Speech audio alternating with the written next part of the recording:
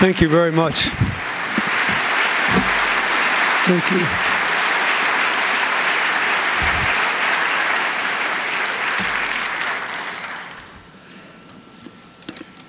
Thank you, Congressman, for your remarks and your remarkable embodiment of what Robert Kennedy stood for. Thank you, Mrs. Kennedy, Ethel, members of the Kennedy family, for inviting me to join you again 25 years later from the first time we had this, and 50 years since we lost Senator Kennedy. I thank those who have sung and spoken before, reminding us once more of the timeless wisdom of Robert Kennedy's words, and all of you for the efforts you have made over half a century to advance the work he could not finish. I think if he were here today, and as we were told in the invocation, he really is here today, he would remind us that perhaps the words he spoke then are truer today than they were then.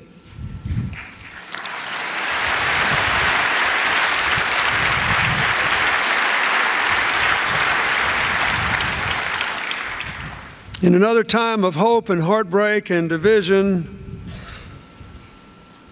it is important that we remember what he meant to us when we were young and what he means today. In 1968, after a couple of tumultuous years leading up to it, every day seemed to bring a new piece of bad news. And a deepening division in America. It was my last semester in college here at Georgetown. Somebody said, "What did you do at the end of your college career?" Well, Martin Luther King got killed on April the 4th. Just a few days before that, President Johnson said he wouldn't run again. The country was so divided over Vietnam, and everybody feared the whole thrust of the civil rights movement could be lost. As John Lewis proved again, the best remarks given after Dr. King was killed, I believe, were embodied in Robert Kennedy's finest speech in Indianapolis. We rocked along through 2 months of turmoil, and then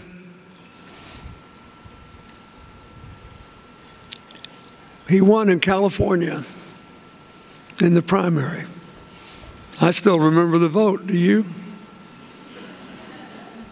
Lost Oregon by a little bit, and then won in California 45 to 42, and God forgive me for being incorrect, but I was so glad they had winner-take-all primaries back then.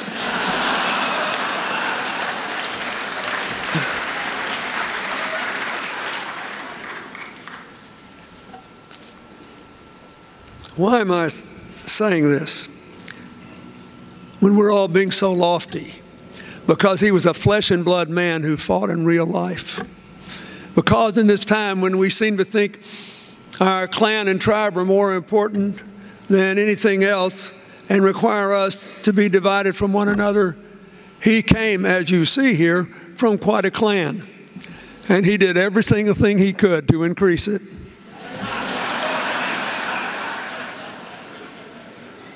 And as you have heard, the Kennedy clan was clearly an Irish tribe.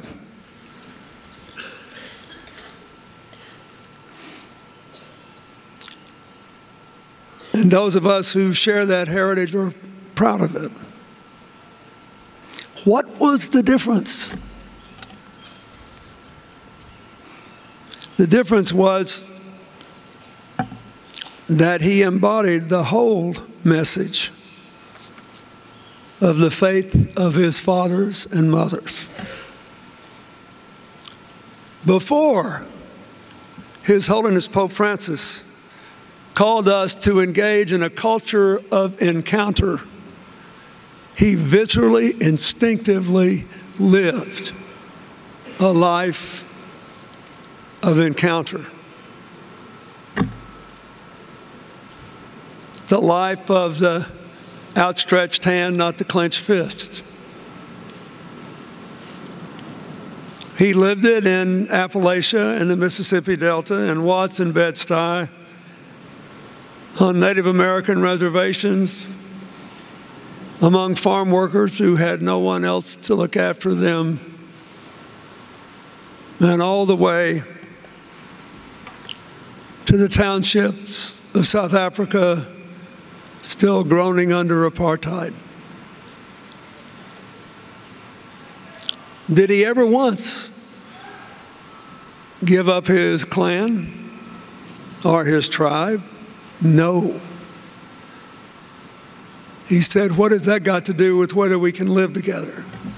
What has that got to do with whether we have to acknowledge that our common humanity is even more important than our interesting differences?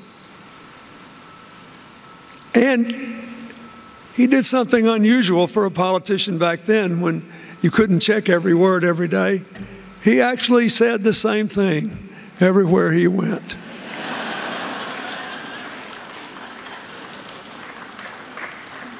He would go into a working class neighborhood and tell them exactly the same thing he would say in a poor neighborhood of African Americans. He would stand in a synagogue and say the same thing he would say at a Knights of Columbus meeting. And if we had had a large Muslim population back then, he would have gone to them and said, you too can be part of America if you share our values and our vision.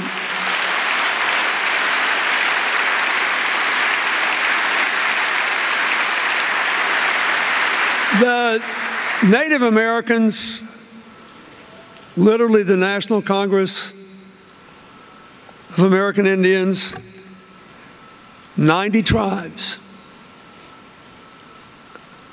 for his work with them, gave him a tribal name, Braveheart. His brave heart took him to California to be with Cesar Chavez, to make a 200-mile trip across Appalachia, to see the shacks where parents struggle to feed their children, to visit the Pine Ridge Reservation in South Dakota, in the middle of the Indiana primary race, to enrage the apartheid government in South Africa by plunging into the crowds in Soweto and shaking hands. He encountered people and challenged all of us to do the same. His message really, no matter how dressed up in the finest poetry, never changed. We can do better. And because we can, we must. He gave it over and over and over.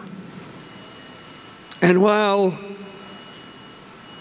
the words were beautiful, look at the films, if you weren't alive then, that are coming up now. The energy was awesome.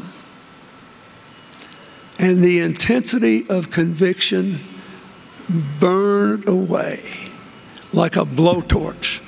All those layers of complacency and comfort. Show up, stand up, we can do better. And he didn't let anybody off the hook. He said, yeah, I want to help you, but you got to work hard. And all you comfortable middle-class people, you don't have a lot of money to give away. You need to do something to serve your community and work your community. And all of you people who are rich like me, we don't need this much. You need to give more so we can grow together and prosper together. And oh, by the way, we'll all be better off. But you should do it, as you heard, because it's the right thing to do. There's something for everybody to do.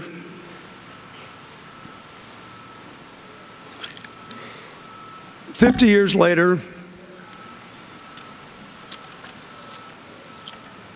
he would say, I'm 92 now, and you have to listen to me from a distance. I still try to speak to the young. We stood up for Emma. You know why I love that? Because she and her generation are the first people who have made sensible, sane gun safety laws a voting issue in this country. And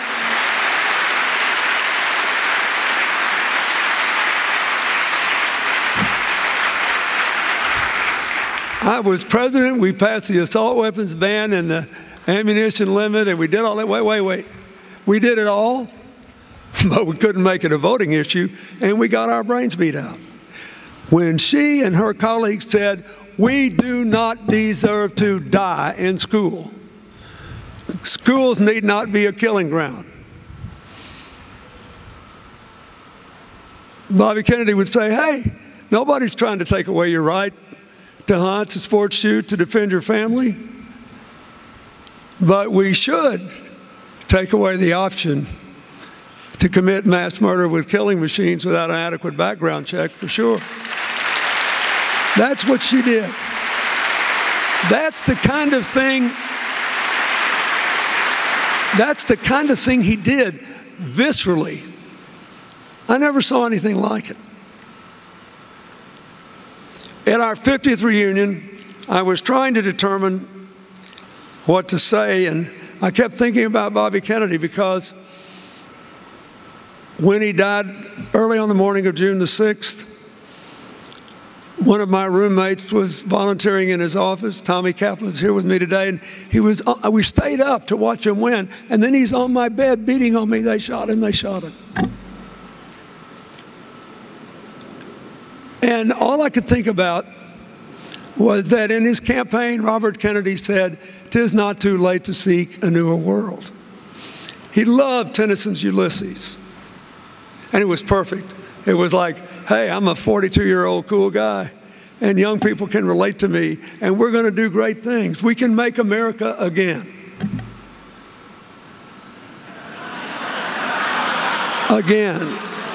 But for all of you who were there then, you get to join the young people today. Because go back and read Ulysses. It is a poem of an old man saying, you can't quit. And there is still something good you can do. Your age is a state of mind. Your commitment must never waver. And we have got to stop hating each other. It's bad for us.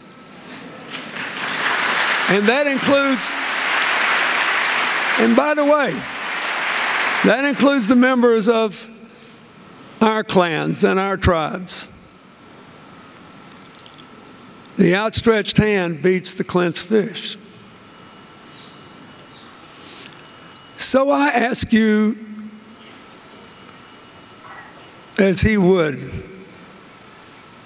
if he were 92 standing here, thank you very much for showing up and saying all the nice things and reciting my words. But it all amounted to me saying we can do better. And because we can, we must.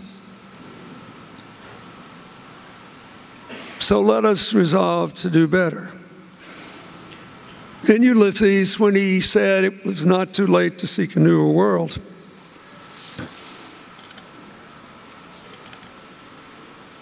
Ulysses is calling his old gang together and say, what do you say we get on the ship one more time and sail beyond the western scars until we died? Just one more time. We can still do it. Some work of noble note may yet be done.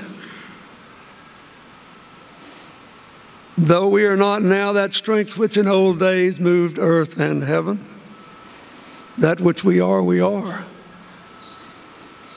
Made weak by time and fate, but strong in will. Here's Robert Kennedy in a line: to strive, to seek, to find, and not to yield. We thank him after 50 years because we can still feel the energy in the parades reaching across the convertible tops, in the shacks of Appalachia, in the depths of Watts, and yes, all the way to Soweto. We can do it all over again. But we have to do it the way he did, speaking to everybody, saying the same thing to everybody, with a heart full of love and an outstretched hand. His legacy has brought us here and will see us on. God bless you.